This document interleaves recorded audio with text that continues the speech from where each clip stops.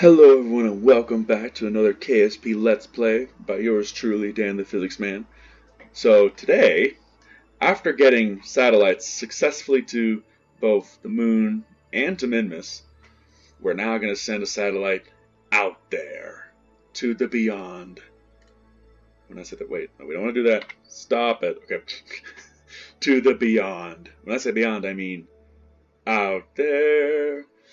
Somewhere in the... I'm trying to sing the song from Wally because I love it so much.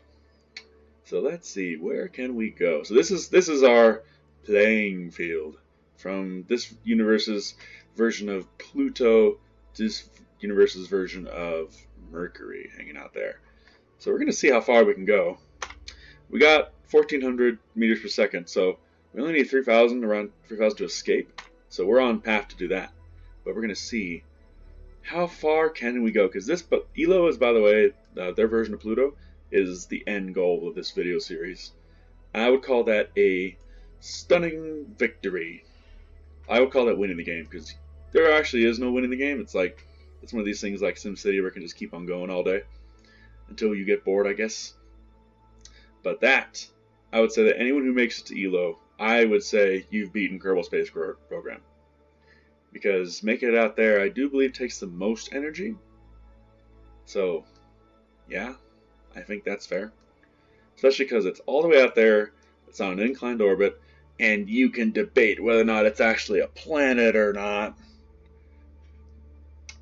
But that's just a matter of, do you agree with all the other, with the consensus of physics dudes or no? Because, I mean, as a physics guy, I have to say, yeah, no, it's a dwarf planet because IRL, Pluto has not cleared. There's 3 categories of being a dwarf planet. It's like first you have to be in a circular orbit, you yourself have to be a circle and sphere, and your orbit has to be cleared of its own influence. You have to be the top boy in your orbit. And Pluto is not. Pluto has a moon that's almost the same size as it. I think Karen is the same size as it about. And it also passes through a whole bunch of asteroids and Neptune. So it is not its own bad boy. So this is a dwarf planet. Still a planet. It's round, it has a circular orbit. But circular enough. But it is not there. So here we go. So I'm going to get into it, make sure everything's all good. Extend our antenna so we don't lose signal the second we get the heck out of here. And zoom in and control what we're going to do. So this mission's pretty simple. We're literally just going to come in here and see just how far we can push this. We're already getting out there. Keep going. So now we are on a solar orbit. So we're going to see exactly what happens when we just mess this up a little bit. Holy crap, can we get to Eve? No way! Okay, wait, whoa.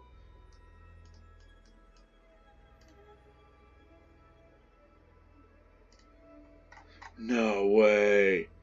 What? It's going to take all of our fuel, by the way, but I think we can. Yeah. We're going places, people. Just look at that. It doesn't take much to get out there. Because once you...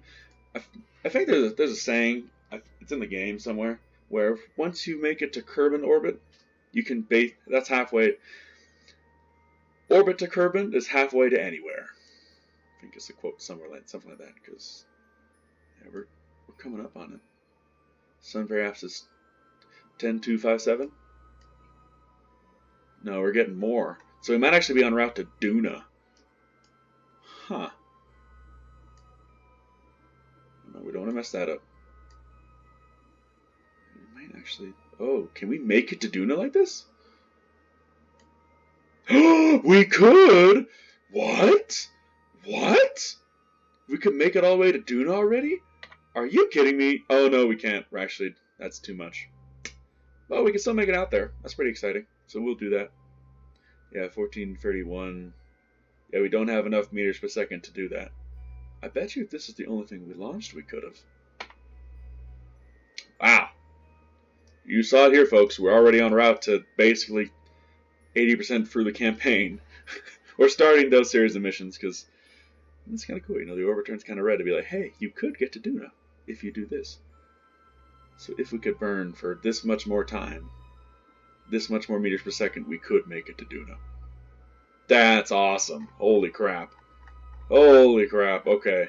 And this maneuvering mechanic makes the game so much easier. My goodness. I had been playing around. I was actually doing math and stuff and getting it right, but then it was a endeavor to try and get it to work.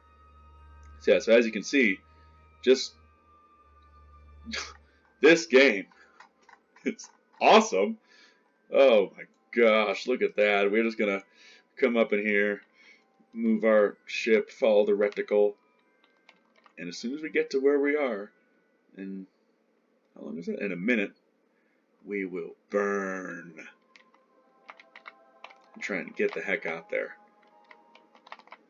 Now, I'm actually going to save this because I'm curious about something that I'll try. So it's good to know that we could get out to that if we wanted to. But I'm curious what would happen if we actually slung ourselves. So this is...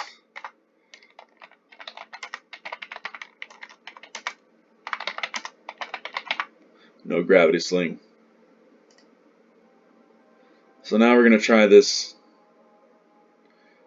with a gravity sling. I'm actually curious, so we're going to just...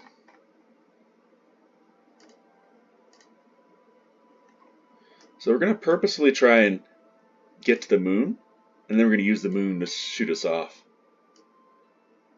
Okay, no, none of that.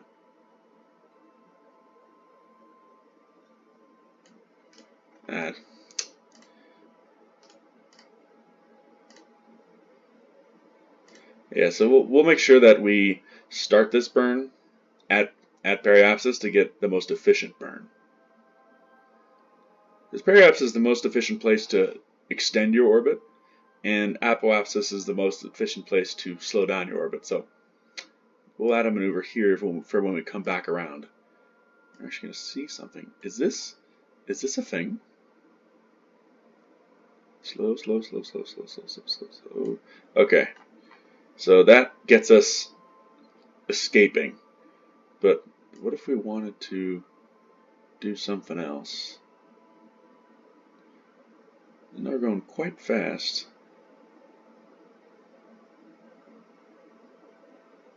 No, we apparently miss everything in this system. So that's not particularly kosher. Let's see. We'll set the moon as a target, and then we will start our maneuvers to try and get to it.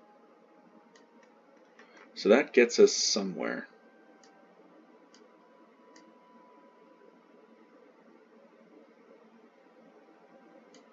I think it's just where we are in the orbital period. So if we wanted to do this sling, we couldn't do it in one go. We'd have to get this orbit and then wait. So, good to know. But we are fine.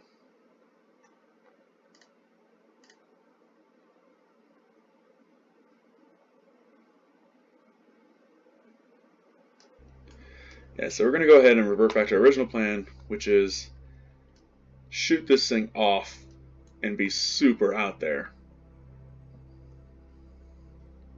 There's not going to do the biggest burn. As we're using Kerbin to sling ourselves, so it's actually a pretty good sling. Like, it could be better, but this is actually quite good. There's another thing we could have done, is we could have gone out to apoapsis, make this thing almost within the atmosphere, and then burned like crazy to get our, maybe 68 or 69, and get a crazy big burn. Just going to make sure our engine's on when we start this. Yes, our engine's on. So in T-minus 15 seconds, we're going to spend all our fuel, and shoot ourselves as far off into space as possible. And here we go.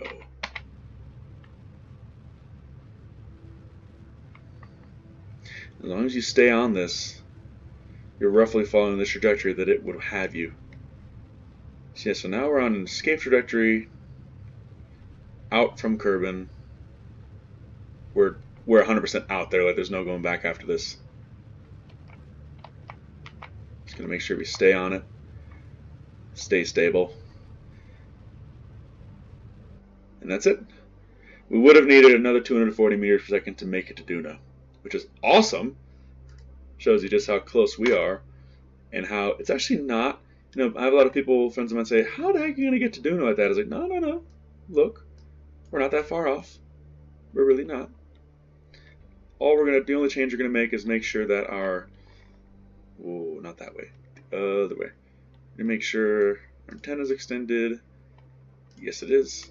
We're gonna rotate our ship a little bit to orient our solar panels so that we never lose charge, because that's the only thing that could derail this mission at this point, is having our solar panels lose charge. That would be somewhat bad. Just gonna orient this a little bit. Doesn't really matter too much about the orientation because these solar panels are quite sensitive. Just rotating a little bit. Ah, there we go, there we go. Because this little thing has built-in reaction wheels, but they're not that good. Actually pretty crappy. But, so we are on our way. So we'll go ahead and... This thing...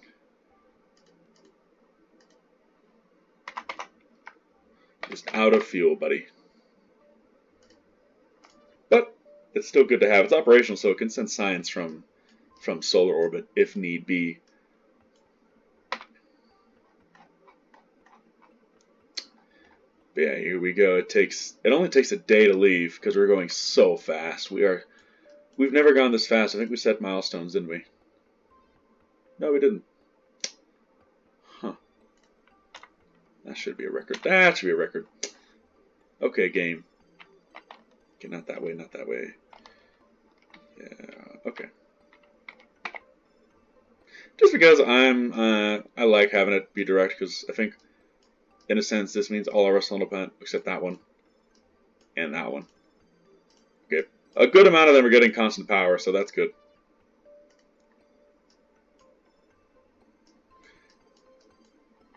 So we'll go ahead and leave, never to return. Until someone, I mean, it is possible to rendezvous with ships, which I am totally skipping over because I have no ships to rendezvous with, and that is difficult. That is exceedingly difficult. That's probably the hardest part of this game, I would argue, in terms of flight mechanics, like getting the ships to rendezvous, because it is hard. Even with all this flight stuff, like in real life, I think it's actually really hard. And hats off to, because I don't think a lot of people realize, but when they landed on the moon, they actually sent the rover down, the lander down, sent the lander back up to rendezvous with the ship, and then all of that came back. So that's pretty crazy to think about, that they did that way back when. I think it's like 70 years ago now. It's like crazy. I don't have Wikipedia in front of me, so if I fudge that number, I do apologize to those who care. So we'll go ahead and keep on warping. I just know that the second that we leave, that's a record. Now we're orbiting the sun. And we are now, yeah, because now we're going to be in a permanent orbit between where we have our periapsis is going to be closer to Eve, and our apoapsis is going to be closer to Duna. So when we repeat this mission later on with better rockets, we'll do the same thing with the satellites, except this time we'll send them to the different planets. That's our long-term plan. Get like a crap ton of science that way. Just to see, So, yeah, now we're not there yet. No, we still have 3 minutes, right? Still 3 minutes. So go ahead and fast forward that. This is it. Leaving. We are leaving all that jazz. Yes. Now we're flying by the sun, and entering the orbit of the sun. We got a nice chunk of change for that too. Wow, 60 grand just for losing stuff. So before we lose signal completely, because we're at 91%. Kerbal's way back there. Look at Kerbin's way back there. Look at that. So we're going to lower the pressure out here. This, who knows? Might be different. Lower the temperature out here. Who knows? Might be different. And we'll wait for our batteries to spool up again before we look at the goo. And look at that. So we're orbiting at 99400 meters per second. You can't even see the other bodies because we're so far out here. This is actually pretty nuts. This is nuts. We're out there already. Good Lord. And so some people are like, wait, why is it easier to orbit the sun than it is to go to Mars? Isn't the sun farther away? It's like, yeah, but the sun's super big. So it's gravity, like if you escape Earth's orbit, you enter the sun's orbit. There's no like middleman, like, oh, you're in between orbits. No. You're in the sun's orbit. I think the only things that are actually out there that are not orbiting the sun that we've ever made are Voyagers 1 and 2, because I think they're both on escape trajectories outside of the sun's influence. And when they get out there, they're going to be able to see all sorts of cool stuff. Like you can look up the heliopause and be like, what? Oh yeah, the part where the solar wind stops. And it's actually space. Because right now, we're all bathing in the sun. Everything in our solar system bathes in the sun. But if you were to leave the heliosphere, then you'd be able to really measure and experience the background radiation. You'd probably get better measurements for the Big Bang and stuff out there. I don't know. Someone would have to explain that to me, because that's my guess. So let's see, our goo's ready. Yep. This will never be, okay, it'll never be recharged again. So this marks the conclusion of my crazy ambitious 3-satellite mission. To have one go to each of the moons and one go all the way the frick out there. So this is Dan the Physics Man signing off. And next time, we will start sending stuff even further out and going over some more complex rocket designs, because I'm sure we have a boatload of we have 320 science from all this. So we went from having 50 science, I think 80 or 50 science, to this, and $500,000. So we got a lot of building to do, and a lot of progress to make. So tune in next time on Dan the Physics Man. This is Dan signing off. Thanks for watching, and begrudgingly I do ask, like, share, and subscribe, because more people should get into this game, because it is awesome. I mean, look at that. I'm sorry. we could really go into it, because it's like, it's a game that's about space, my dude. Like, what is more awesome than that? A space simulator that does it right. I cannot know. So long.